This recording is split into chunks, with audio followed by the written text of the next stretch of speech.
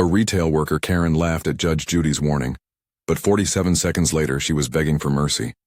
What you're about to witness isn't just another courtroom meltdown. It's the moment when decades of entitlement collided with unstoppable justice, and the aftermath shocked millions of viewers worldwide. But here's what nobody knew until the cameras stopped rolling. This wasn't Karen's first time terrorizing customers, and Judge Judy had been waiting years for this exact moment to destroy her completely. Before we dive into this incredible case, tell me in the comments where you're watching from. I love seeing where my viewers are around the world. And don't forget to hit that subscribe button so you never miss more unbelievable cases like this one. Now sit back, relax, and enjoy the video. The courtroom was electric that Tuesday morning, the kind of tension that makes your skin crawl and your heart race. Judge Judy's legendary set, with its polished wood panels and intimidating bench, had seen thousands of cases, but veteran producers later admitted they'd never felt an atmosphere quite like this one. The gallery was packed beyond capacity, every seat filled with spectators who somehow sensed they were about to witness television history. Camera operators adjusted their lenses, knowing instinctively that whatever unfolded in the next 30 minutes would be replayed millions of times across every social media platform on Earth. At the defendant's table sat Sandra Mitchell, though the internet would forever know her by a different name. At 47 years old, Sandra was the embodiment of retail entitlement, a woman who had spent 2 decades climbing the corporate ladder at major department stores, wielding her manager's badge like a weapon against anyone she deemed beneath her station. Her blonde hair was pulled back in that signature Karen cut, sharp and severe, framing a face that had perfected the art of condescending smirks. She wore a navy blue blazer that screamed middle management authority, her manicured nails drumming impatiently on the table as she surveyed the courtroom with the confidence of someone who had never truly faced consequences for her actions. But Sandra had no idea what was coming. Hidden in Judge Judy's case files were 17 separate complaints spanning 5 different stores, a pattern of discrimination and abuse that painted a picture so disturbing it would make national headlines within hours. Security footage from 4 separate incidents sat ready to be played, each one more damaging than the last. Corporate emails discussing Sandra's behavior, witness statements from traumatized employees, and a smoking gun piece of evidence that would obliterate any sympathy the audience might have had for her. Across the courtroom sat Marcus Washington, a 34-year-old father of 3, whose only crime had been trying to return a defective laptop for his daughter's college coursework. What should have been a simple 5-minute transaction had escalated into a 2-hour nightmare that left Marcus humiliated, his children in tears and store security footage capturing every moment of Sandra's shocking behavior. But Marcus wasn't just any customer. He was a decorated veteran, a community volunteer, and a man whose quiet dignity would soon make Sandra's cruelty appear even more monstrous. Judge Judy entered with her trademark authority, her silver hair perfectly styled, her black robes flowing behind her like a cape of justice. At 81 years old, she had seen every type of liar, every brand of entitlement, every flavor of human cruelty that could walk through her courtroom doors. But her research team had briefed her thoroughly on Sandra Mitchell's history, and those who knew Judge Judy best would later say they'd never seen that particular glint in her eyes before. It was the look of a predator who had finally cornered her prey after a long, patient hunt. The audience leaned forward as Judge Judy took her seat, the weight of anticipation pressing down on everyone present. Social media was already buzzing with pre-show speculation, hashtags like Judge Judy's Karen and retail justice trending before the case had even begun. But nobody, not the producers, not the audience, not even Marcus Washington himself, knew about the secret weapon Judge Judy had prepared, a piece of evidence so devastating, so perfectly timed, that it would turn Sandra's world upside down in less than a minute. Sandra adjusted her blazer and checked her phone one last time. Completely oblivious to the storm that was about to engulf her, she had walked into that courtroom believing she could charm her way out of trouble, convince America that she was the real victim, and return to her life of retail tyranny without missing a beat. Her confidence was absolute, her smugness palpable, her belief in her own invincibility about to be shattered in the most public way imaginable. The cameras rolled, the red recording lights blinked on, and Judge Judy's voice cut through the silence with surgical precision. But what happened in those first moments was just the calm before the hurricane. Because in exactly 47 seconds, Sandra Mitchell would discover that karma doesn't just knock politely. Sometimes it kicks down the door, brings receipts, and destroys everything you thought you knew about getting away with being terrible to other human beings. If you want to see how this explosive confrontation unfolds, make sure to subscribe and hit that notification bell, because what Judge Judy does next will absolutely blow your mind, and trust me, you do not want to miss the moment when Karen realizes she's about to become the most hated person on the internet. Judge Judy's gavel struck the bench with the finality of a gunshot, and the courtroom fell into that familiar hush that preceded legal warfare. Her steel gray eyes swept across the room before settling on the case file, thick with evidence that would soon turn Sandra Mitchell's world into a burning wasteland of consequences. "We're here today," Judge Judy began, her voice carrying that unmistakable authority that had made her a household name, "because Ms. Mitchell believes she has the right to treat paying customers like garbage, and Mr. Washington believes he deserves basic human dignity. Let's see who's right." The case seemed simple enough on the surface. Marcus Washington had purchased a $1,200 laptop from Tech World Electronics for his 18-year-old daughter Jasmine, who was starting her freshman year at Howard University. The laptop had arrived with a cracked screen and a faulty keyboard, clearly damaged during shipping. Marcus had driven 45 minutes to the store with his receipt, the original packaging, and his 3 children in tow, expecting a routine exchange that would take 15 minutes at most. What he got instead was Sandra Mitchell on her worst day, wielding her manager's authority like a sledgehammer against anyone who dared to inconvenience her. "Your Honor," Marcus began, his voice steady but carrying the weight of genuine hurt. "I just wanted to return a broken computer. I had my receipt, the original box, everything was exactly as it should be. But Ms. Mitchell treated me and my children like we were criminals trying to scam the store. She accused me of damaging the laptop myself, said people like me always try to game the system, and when I asked to speak to someone else, she called security and had us escorted out like we were shoplifters," the gallery murmured, already sensing the direction this case was heading. But Sandra Mitchell sat unmoved, her expression fixed in that practiced retail manager mask of professional indignation. She had perfected this look over 2 decades of customer service, the one that said she was the reasonable party dealing with unreasonable people. Her manicured fingers tapped against her leather portfolio, and she actually rolled her eyes when Marcus mentioned being treated like criminals. Judge Judy's eyebrows arched dangerously. "Ms. Mitchell, is Mr. Washington's account accurate?" Sandra leaned forward with the confidence of someone who had talked her way out of customer complaints for 20 years. "Your Honor, with all due respect, Mr. Washington is leaving out crucial details. The laptop he brought in was clearly damaged by user error, not shipping issues. The screen had fingerprints all over it. The keyboard showed signs of liquid damage, and frankly, his attitude from the moment he walked in was hostile and demanding. I followed company policy to the letter, and when he became belligerent, I had no choice but to involve security for the safety of my staff and other customers." The lies rolled off Sandra's tongue with practiced ease, each word carefully chosen to paint herself as the professional victim of an aggressive customer. She had used this exact script dozens of times before, always successfully.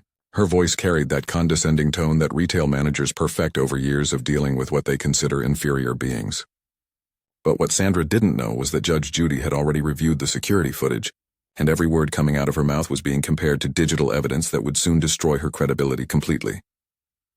"Belligerent," Judge Judy repeated, her voice flat and dangerous.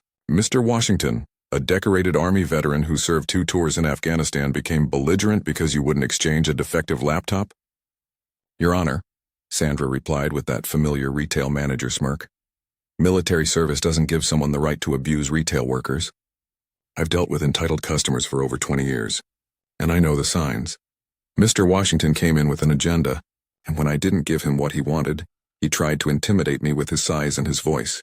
The accusation hung in the air like toxic gas.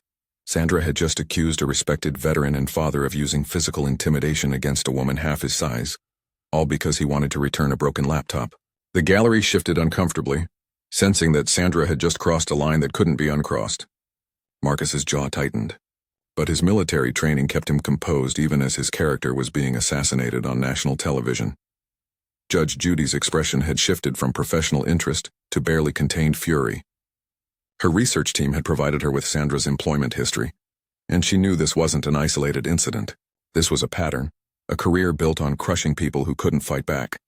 But Marcus Washington had chosen to fight back, and Sandra was about to learn that some people don't back down when bullied. "Ms. Mitchell," Judge Judy said, her voice dropping to that dangerous whisper that veteran court watchers knew meant someone was about to be eviscerated. "You're telling me that a father of 3, with no criminal record and a spotless military service record, drove 45 minutes to your store with his children just to intimidate you over a laptop return?" Sandra's confidence never wavered. "Your Honor, you'd be amazed what some people will do when they think they can get something for free." It was the wrong answer. Judge Judy's eyes narrowed to laser points, and everyone in that courtroom knew that Sandra Mitchell had just signed her own death warrant. Judge Judy's fingers drummed once against her desk, a sound that echoed through the courtroom like a countdown timer. 25 years of dispensing justice had taught her to recognize the exact moment when someone's arrogance would become their downfall. And Sandra Mitchell had just crossed that invisible line. The veteran judge leaned forward, her voice cutting through the tension with surgical precision. "Ms. Mitchell, let me be very clear about something," Judge Judy began, her tone carrying the weight of absolute authority. "In my courtroom, we deal in facts, not fiction. We respect evidence, not attitude. And we treat people with dignity, regardless of their background or the color of their skin. Do you understand me?" The warning was crystal clear, delivered with the kind of finality that had made Judge Judy a legend. The gallery held its breath, cameras zoomed in on Sandra's face, and even the bailiff straightened his posture. This wasn't just judicial guidance. It was a final opportunity for Sandra to recognize the precipice she was standing on and step back from the edge. But Sandra Mitchell had spent 2 decades believing her own hype. Convinced that her middle management authority made her untouchable, instead of heeding the warning, she actually chuckled, a short, dismissive laugh that sent shockwaves through the courtroom. Her perfectly manicured hand waved dismissively as she leaned back in her chair, with the confidence of someone who had never truly faced consequences. "Your Honor, I appreciate the lecture, but I've been managing retail operations since before some of these people were born," Sandra said, her voice dripping with condescension as her eyes swept over Marcus and his family. "I know how to handle difficult customers, and I know when someone is trying to take advantage of company policies. This isn't about dignity or respect. It's about following procedures and not letting people walk all over you." The courtroom erupted in barely audible gasps. Sandra had just dismissed Judge Judy's warning, with the casual arrogance of someone who believed herself above accountability. Her smirk widened as she glanced toward the gallery, completely misreading the horror on their faces as vindication of her position. She actually straightened her blazer and adjusted her posture, as if preparing to receive applause for her boldness.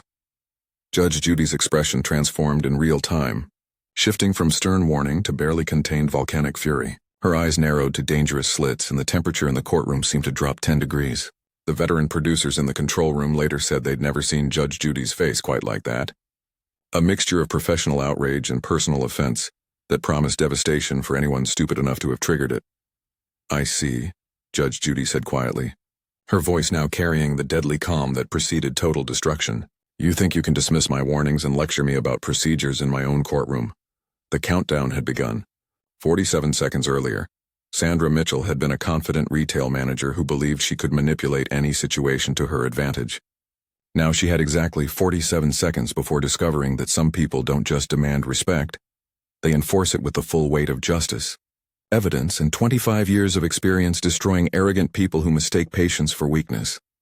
Sandra's smirk faltered for just a moment as she registered something dangerous in Judge Judy's tone, but her arrogance wouldn't let her retreat. She had no idea that she had just triggered the most spectacular courtroom destruction in television history. What happened next would be replayed millions of times across every social media platform, becoming the gold standard for instant karma, and the moment Sandra Mitchell's life changed forever. Judge Judy's voice exploded through the courtroom with the force of a Category 5 hurricane, each word precisely aimed and devastatingly effective. "Ms. Mitchell, you have some nerve," Judge Judy roared, her legendary voice filling every corner of the courtroom. "You sit in my courtroom, dismiss my warnings, and have the unmitigated gall to lecture me about procedures while lying through your teeth about a decorated veteran." Sandra's smirk vanished instantly, replaced by wide-eyed shock as the full force of Judge Judy's fury crashed over her like a tidal wave. The confident retail manager who had dismissed judicial warnings 30 seconds earlier was now shrinking back in her chair, her face pale and her hands trembling as she realized she had awakened something she couldn't control. "Bailiff, roll the security footage from Tech World Electronics. Timestamp 2:47 p.m., Judge Judy commanded, her voice crackling with authority. The large screen in the courtroom flickered to life, and Sandra's face went from pale to ghostly white as she watched herself on camera. The footage showed her approaching Marcus Washington and his children with visible aggression, her body language hostile from the very first moment. "Watch carefully, Ms. Mitchell," Judge Judy continued, her voice now a controlled burn that was somehow more terrifying than her initial explosion. "Because America is about to see exactly what kind of person you really are." The security footage was damning beyond anything Sandra could have imagined. Clear audio captured her telling Marcus that, "People like you always try to scam the system," her voice dripping with racist implications that made the gallery gasp audibly. The video showed her deliberately examining the laptop for less than 10 seconds before declaring it user-damaged, then calling security when Marcus politely asked for corporate's phone number. Sandra's mouth opened and closed soundlessly, like a fish gasping for air. The woman who had been lecturing Judge Judy about procedures was now watching herself violate every customer service protocol in existence. Her confident posture collapsed as she slumped in her chair, finally understanding that she wasn't dealing with another customer she could bully into submission. "Your Honor, that's not—" "The video doesn't show the full context," Sandra stammered, her voice now small and desperate, a far cry from the condescending tone she'd used just moments earlier. Judge Judy's eyes blazed with righteous fury. "Oh, we're just getting started, Ms. Mitchell. That was just day one. I have footage from 4 separate incidents, 17 customer complaints, and a corporate investigation that will make your head spin." Sandra Mitchell was no longer smirking. She was beginning to beg. The second security footage began playing, and Sandra Mitchell's world completely imploded. This video was from 3 months earlier, showing Sandra screaming at an elderly Hispanic woman who was trying to return a birthday gift without a receipt. The audio was crystal clear as Sandra's voice cut through the store like a knife. "Learn English or shop somewhere else. This is America!" "Oh my God," someone whispered from the gallery, and Sandra's face turned a sickly shade of green as she watched her own bigotry broadcast to millions of viewers. Her hands were shaking uncontrollably now, her carefully constructed facade crumbling in real time as Judge Judy systematically destroyed every lie she had told. "Your Honor, please, that was taken out of context," Sandra pleaded, her voice cracking with desperation. "I was having a bad day. I was under stress from corporate pressure." "Silence!" Judge Judy's voice thundered through the courtroom with such force that Sandra actually flinched. "You don't get to make excuses for racism, Ms. Mitchell. You don't get to blame stress for treating people like garbage because of the color of their skin or their accent." The third video was even worse.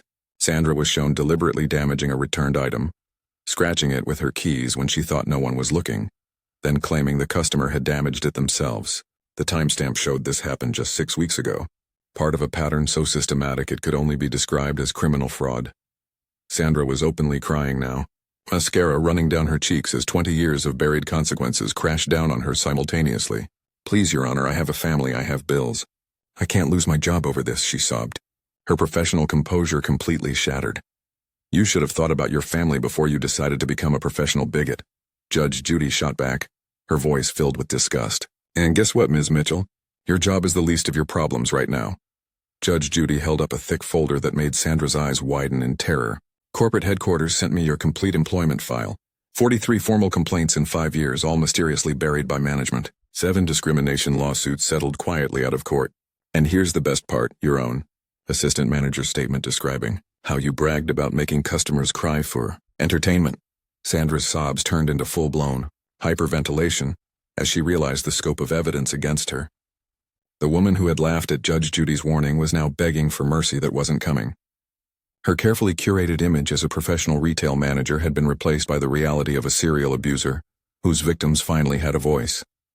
"I'm sorry," Sandra wailed, her voice echoing off the courtroom walls. "I'm so sorry.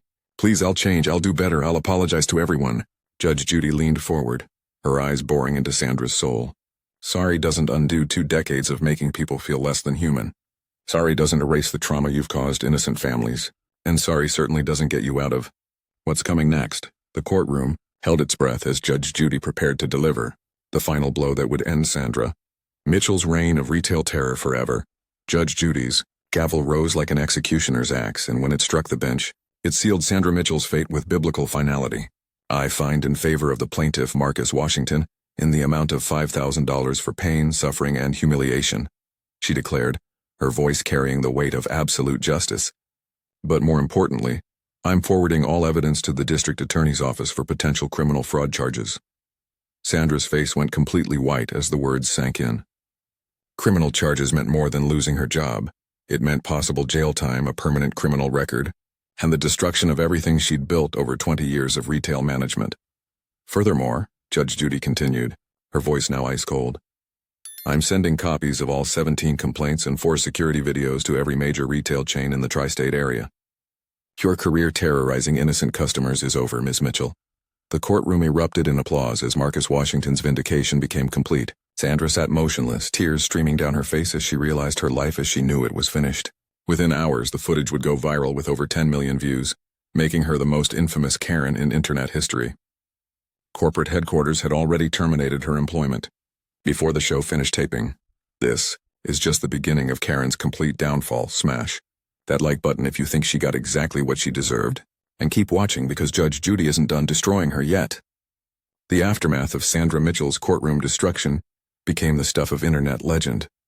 Within 24 hours, Just Karen V's Judge Judy had generated over 50 million views across all platforms, making Sandra the poster child for entitled retail managers everywhere. Her mugshot appeared on every major news outlet when the district attorney filed criminal fraud charges, and employment lawyers used her case as a textbook example of workplace discrimination.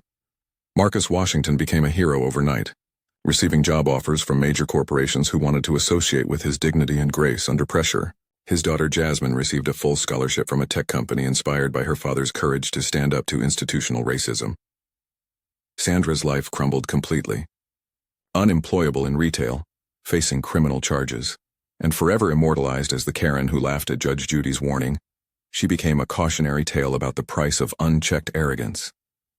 Her apartment lease was terminated, her car repossessed, and her social media accounts deleted after receiving thousands of angry messages. Judge Judy's masterful destruction of Sandra Mitchell proved that justice isn't just blind, sometimes it has perfect vision and a photographic memory. The lesson was clear. Treat people with respect, because you never know when karma will show up with cameras rolling and evidence in hand. What did you think of Judge Judy's epic takedown of this retail Karen?